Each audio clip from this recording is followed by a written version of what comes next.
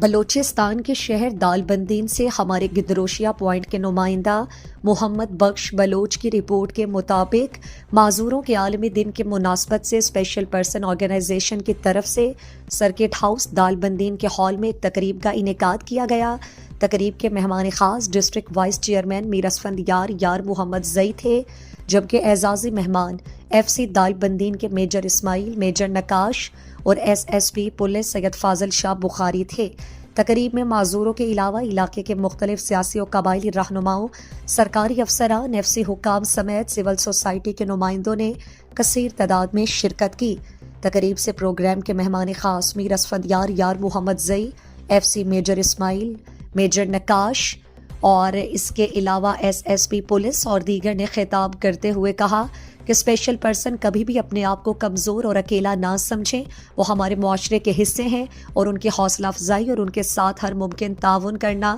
ہمارا فرض ہے۔ آخر میں اسپیشل پرسن آرگنائزیشن کے عہدیداران ساگر کمار، صفی اللہ، صدام حسین اور دیگر نے مہمانوں کو بلوچی چادر پہنایا اور شرکاء کے اعزاز میں پرتکلف چائے پارٹی دی۔